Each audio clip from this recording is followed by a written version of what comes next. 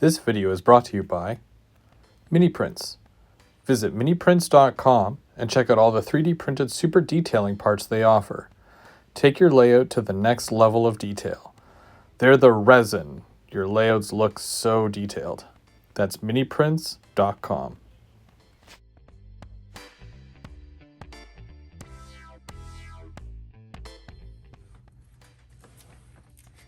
I'm Go Vera, go home. We're going to work on a new project today, and what I wanted to do was I wanted to create a somewhat of a display, not really a module, but just a little display piece. Now there's two ways that you can do this, and I went to my local dollar store and I found this. This is an artist's panel. It's wood and it's very light, and it's about it's a little smaller than a foot by foot. That's really cool. I think that I can make like a piece of track going across here and possibly put like a, let's say, a display caboose on here. That would be really nice. But I wanted to step it up a little bit from this size, and I wanted to do something a little bit fancier. So I got a picture frame. This cost me $4 at the dollar store. It has a very nice frame. It looks like there's some copper and black, and it's beaded with these gold little dots right around it here. And I'm going to turn this into almost like a little coffee table display. So let's get started. I love doing little projects like this in between working on the layout and a few other things that I like to do, because it's good to switch it up sometimes. If you're working on one thing for a really long time, you could get bored. And this is also a great way to test out some of those skills and maybe even some new ways to do things that you've been wanting to try. So with this picture frame here, we really just want two things. We want the frame itself and then this back piece. So I'm going to take these little knobs up, and I'm gonna lift this part out, and this is the piece that you want here. And then I'm gonna get rid of that, and there's an inside frame here like that. That's got to go as well. And because this was at the dollar store, it's kind of like a cheap, it's like glass, but that's got to go as well. Make sure you don't cut yourself on that. So this way you're just left with your frame and the backing, which is also going to serve as the base for your module here, or your display.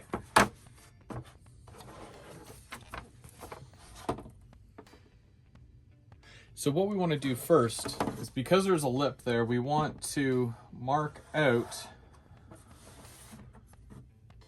the edge so we don't put any scenery beyond this point.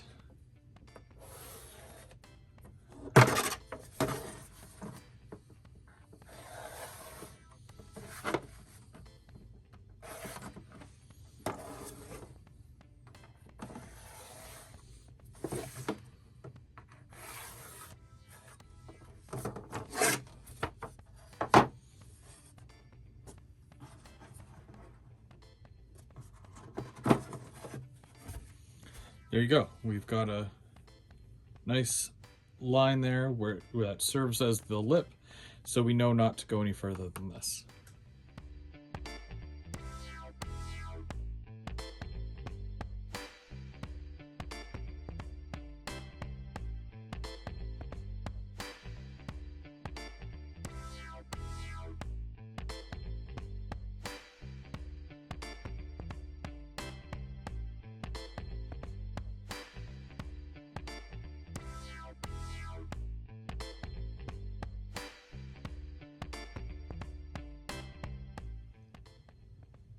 Next, you want to measure the inside of the square and what size foam you'll need.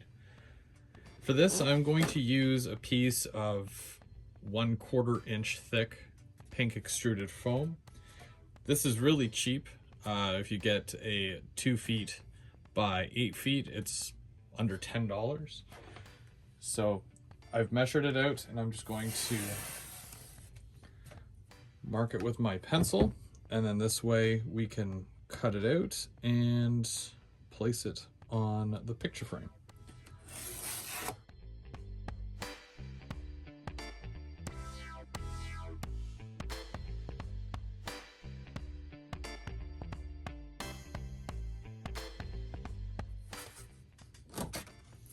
And when we take a look,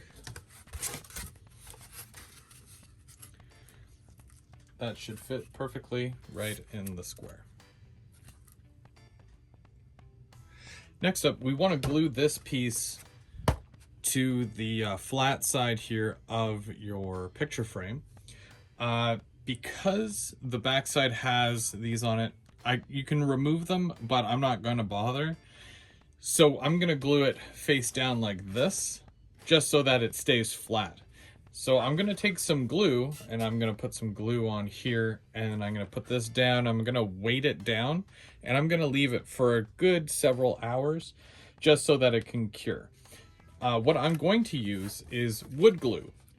I know it seems unorthodox, but wood glue actually works really well with foam, and I guess this is almost like a wood, or I guess almost like a plexi board of some sort.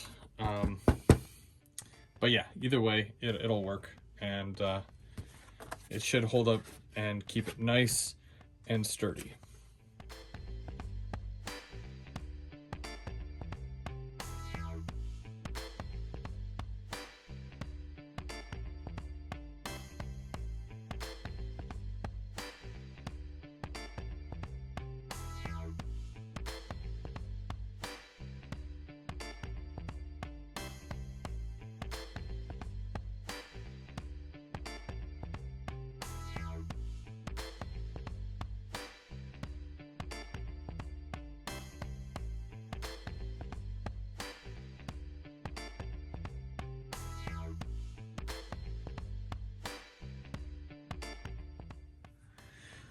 So after several hours, let's take everything off, and it should be good.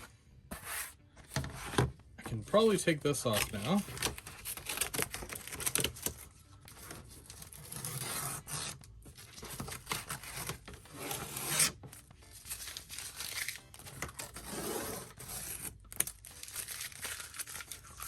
And this will be the base for my display. So I've got this extra piece of track here that I saved from my last layout. I'm gonna place it here, and I'm going to also raise up the land here as well. So I'm just gonna mark that, and then I'm gonna draw a center line down the middle there. And it's going to act as a guide just to measure out how far or how wide everything's going to be.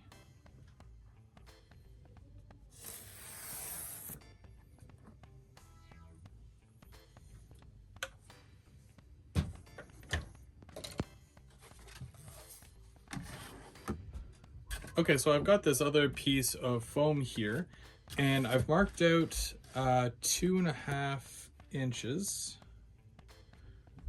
and I'm just gonna make a line right along there like that, and then I've got another line, totally dropped the track there, at 1.25 inches.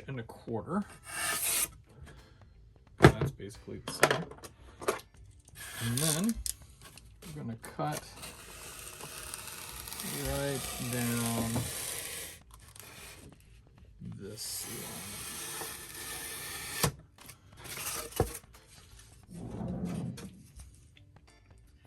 Okay, so now that we've got this elevated piece of foam here, we're going to glue it down right to this foam using the same glue, which is the wood glue.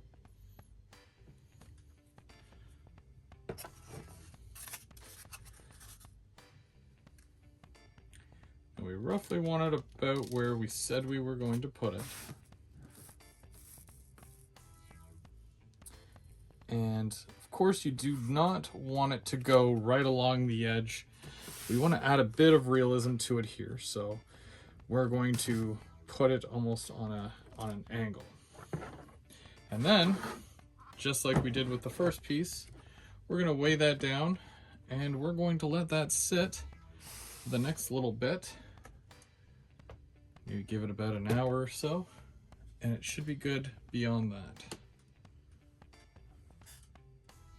All right, well, it's been a few hours, so we'll get the weight off of here. We'll take a look, and it's held on there very well.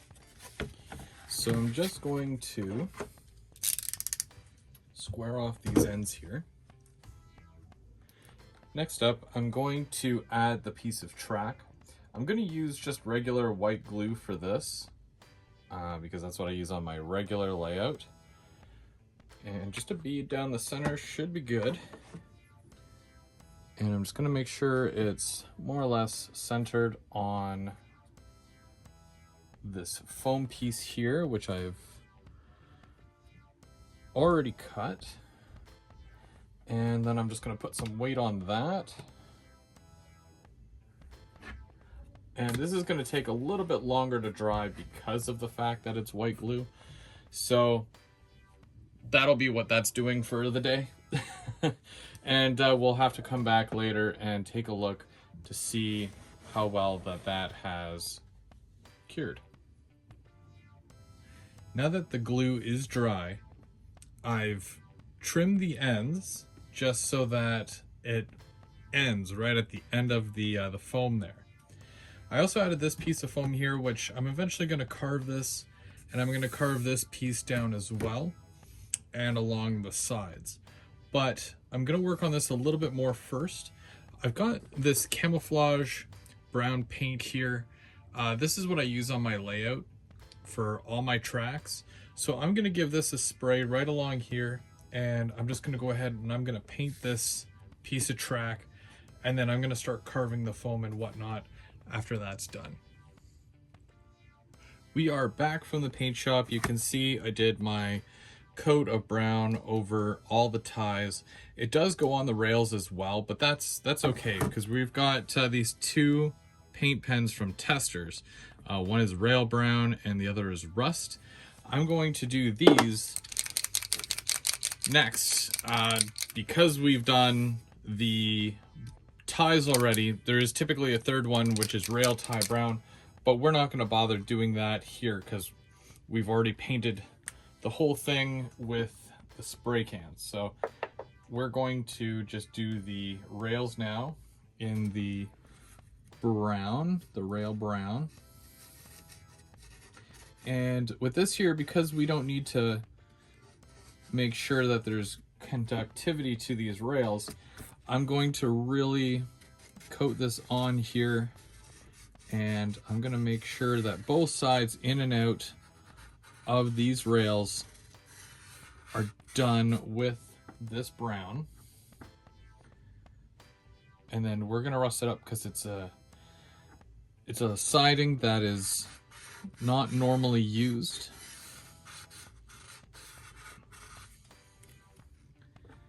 This brown is almost lightening up the rail here because it has to be lighter than the actual ties.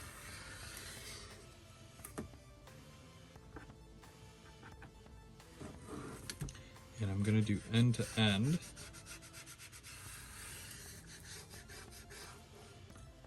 There we go, and I'm going to do both sides. And because this is going to be viewed from all points, you want to make sure that all corners of this piece of track are covered.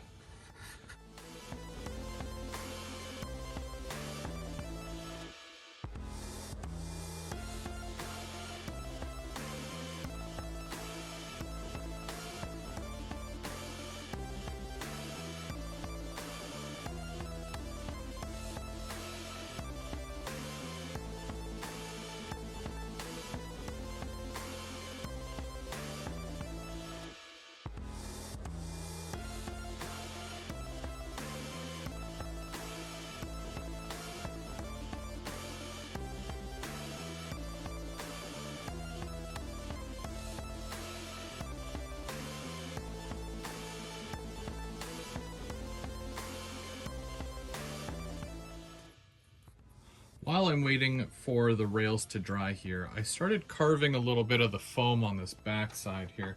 It's going to go down on a slope, a little bit of an embankment here.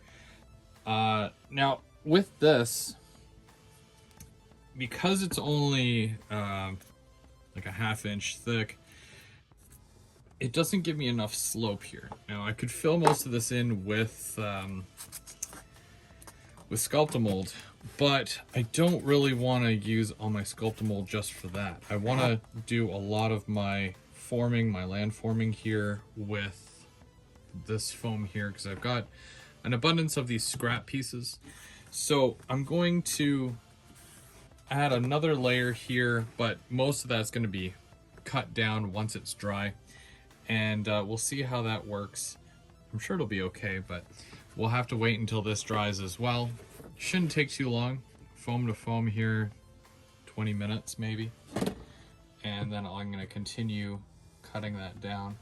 And hopefully by then as well, the rails will be dry, so we'll be able to add the rust at that point on these rails.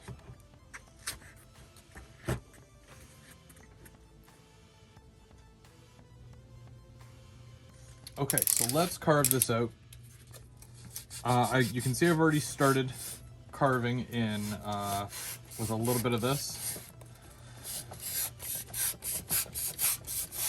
All we're doing is we're taking a sharp knife and just breaking the land up here a little bit.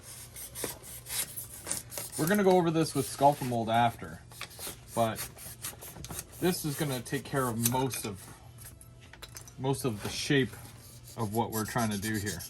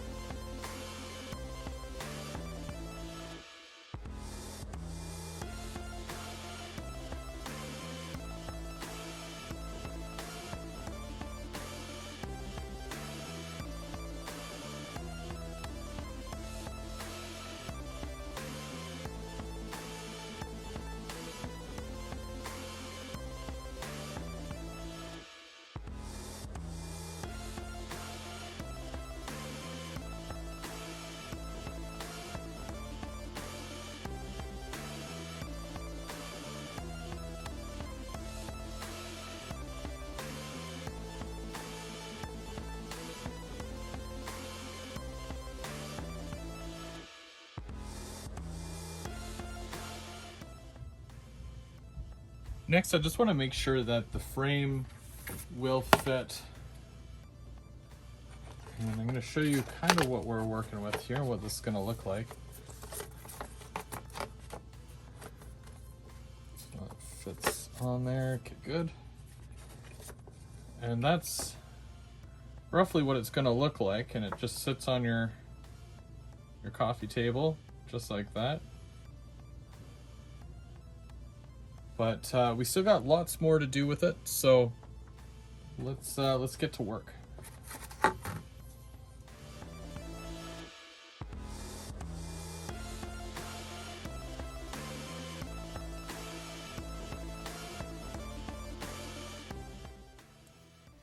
Hey everyone, you get the Bub031 here again, and this is going to be my first segment here on keeping track. what I'm going to be doing for you guys.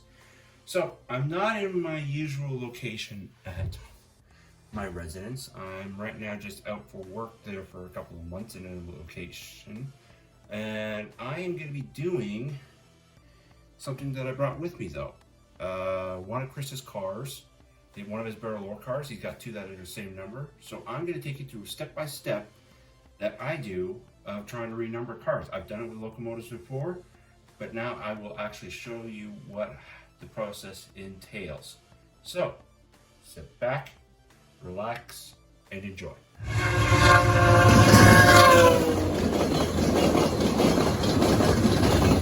I will now show you the materials that I'm going to use.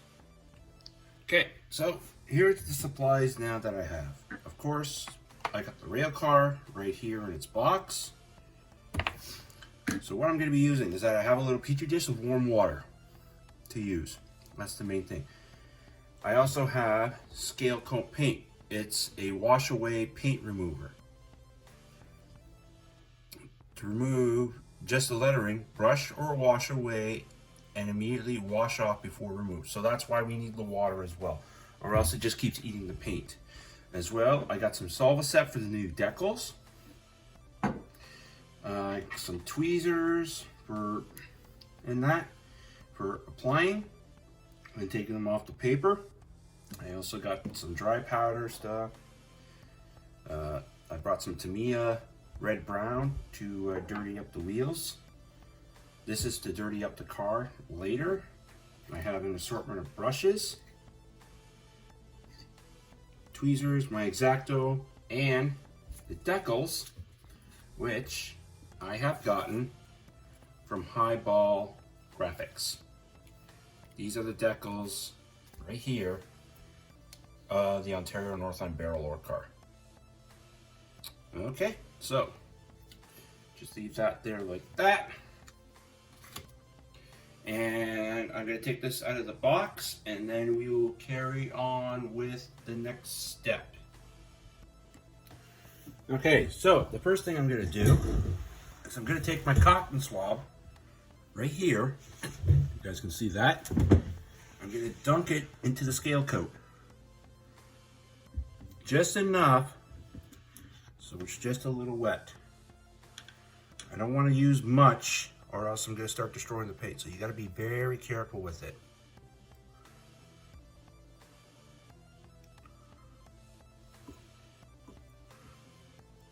And this is why you also want to use quite a few tube tips so that you don't have to use water after and all that. So let's I'm going to turn the car upside down. That way there I can work from the left because I'm left-hand dominant. And we're going to go from there. So you're just going to start rubbing.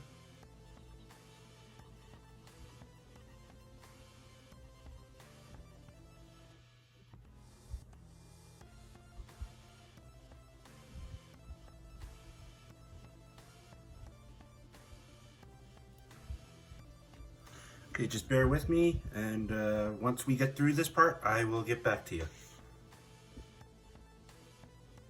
So as you can see there, I got the number off as best as I can without trying to destroy the rest of the reporting mark, because it's only going to be one number that's going to be replaced on that. So from there, I'm just going to start working the rest of the car off. All right, so I will be with you shortly. Okay, now that that's done, I have gone around and done the numbers that have to be removed. So for the bigger numbers, it's just a single that I'm just replacing, which is good. The end numbers, I'm going to have to put the whole number set on. So this is going to be 6611. So I'm just going to have to put the whole number into the group. But other than that, it came out pretty good. Okay, so now that that's done, we're going to move on to decaling. Okay, so now that we got some hot water on the go, right there, I'm going to start decaling the new road number onto the cars. So I'm just going to take whatever decal I need right now. So it's just for the side of the car, I'm just going to take the 1. So I'm just going to cut gently.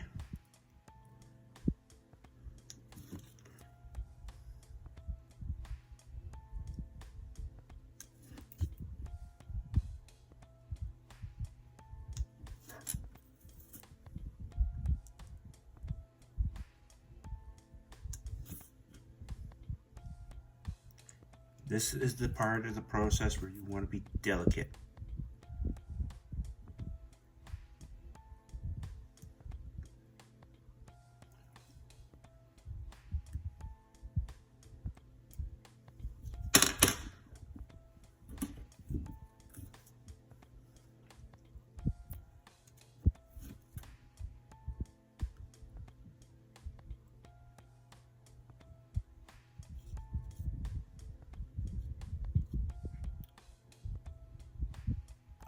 So I have my decal there in the thing. I'm just going to place it in the water here. Let it soak up. And then I'm going to place it on the car. While it's still on the water slide, the transfer piece.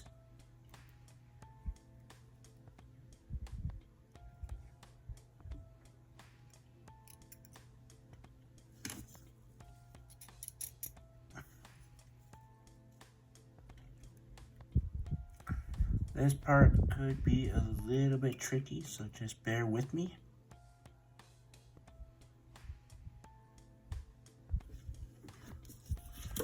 Just gonna leave that sit for a bit. And we're also, at the same time, I'm gonna wet my brush. And while holding it in place, gonna wet it down. As you can see, it's already starting to come off.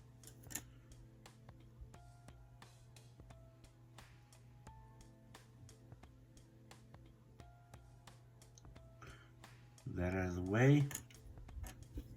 Gonna put a little bit more water onto it to get it moved into place.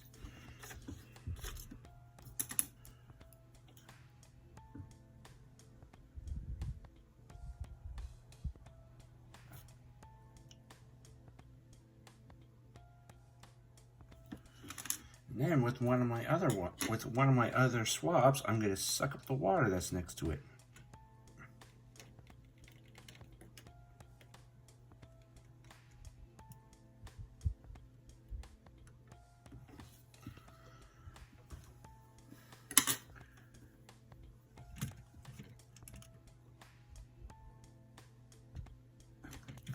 Just going to push it in a little more. This is a fine, delicate matter. Very fine, delicate matter. So, she's sort of dry now. I'm now going to put it on the Walthers Solva set that I'm using. Gonna wipe off as much excess as I can.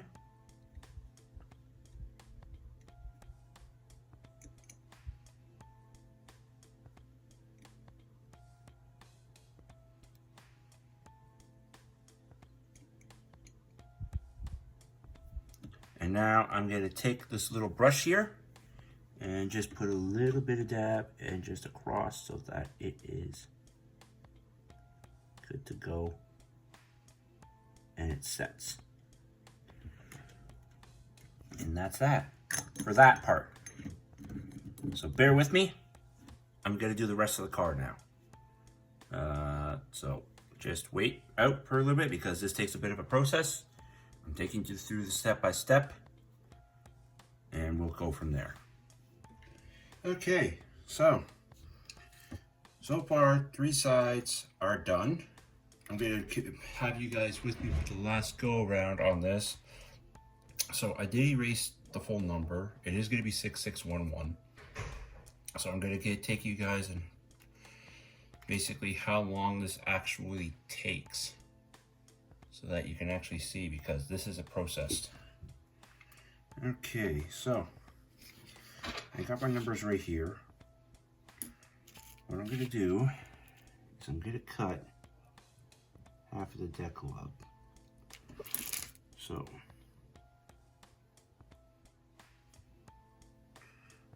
So I'm going to soak it down, place it there, and once she's a little bit more ready to go,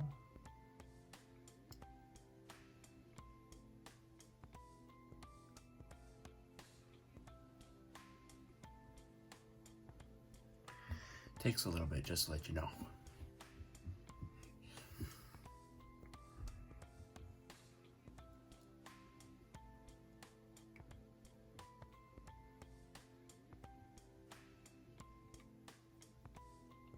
I did not want that to happen.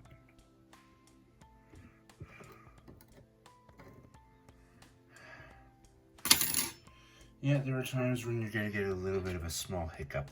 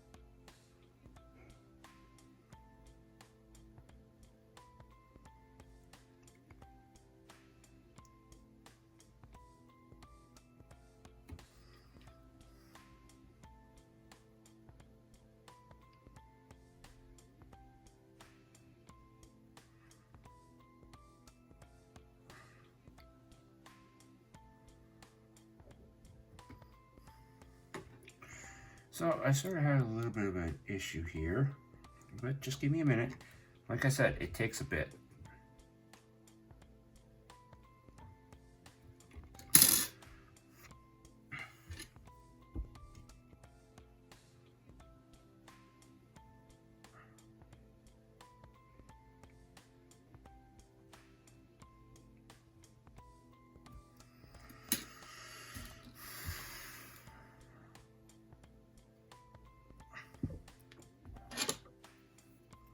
So I am going to use my knife here just to push this last little bit back in.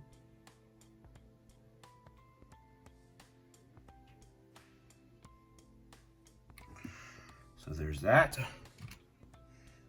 As you can see. And there we go. 6611 is done. Now we're just going to let that dry for a minute. I'll place the... And then I'll put the solvent on, let it sit, and then I'll do the next thing. Okay, so the next thing what we're gonna do now is I'm gonna start getting the wheels painted. So I'm gonna take my brush here. I have a little quick easy brush.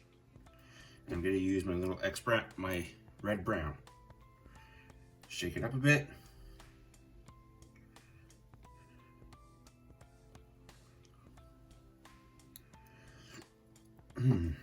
Excuse me.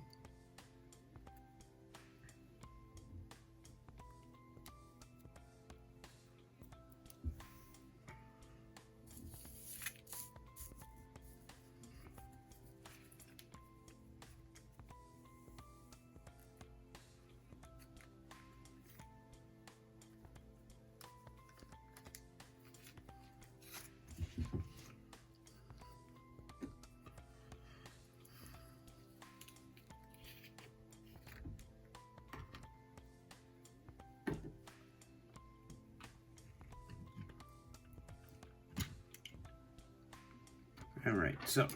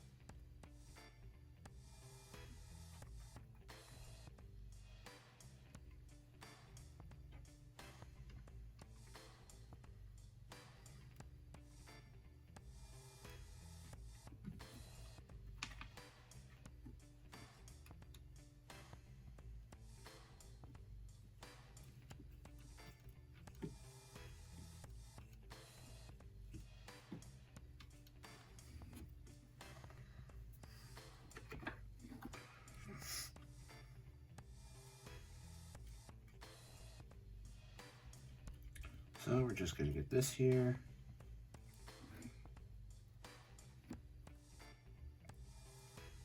Last wheel.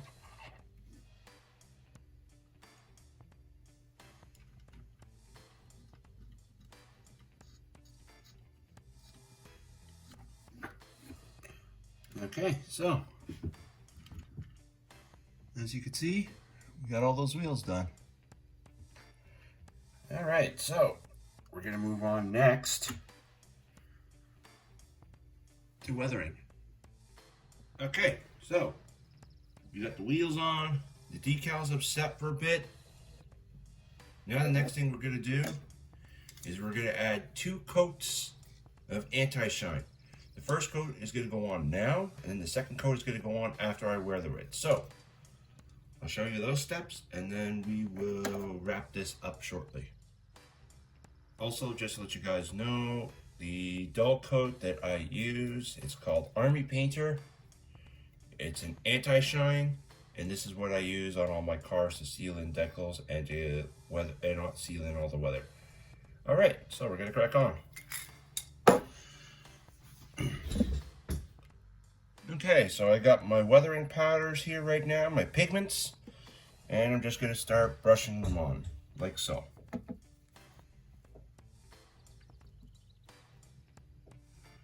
Gonna knock off the extra, like so.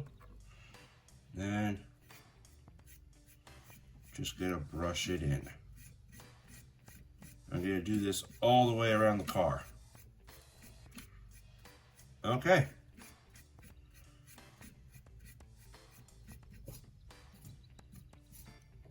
All right, so we'll see you in a bit. Okay, so, and that is it. Weathered, renumbered, and detailed. She's looking a little. That just gives it that little bit of character too there with that coming up, with the paint sort of coming up a little bit. It gives it a little bit of character. But yeah, everyone, that is it. That is how you renumber and weather a car. I want to thank Go Big or Go Home for letting me use this car, giving me this car to do up for him, and you'll probably be seeing it on his layout. So that's it for this segment, everyone. I want to thank you all for watching. Back over to you, Go Big or Go Home. And as always, make sure the signal's green and keep moving down the line.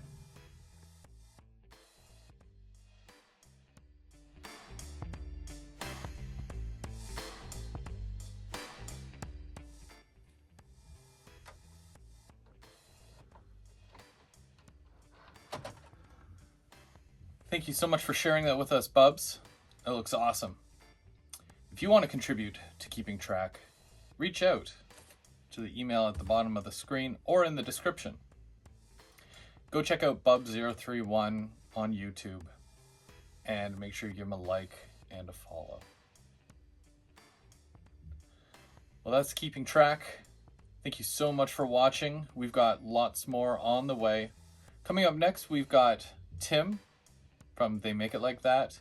He'll be taking over this month's GVO After Dark because I'm out of town. Regardless, thank you so much for watching. We'll see you again real soon.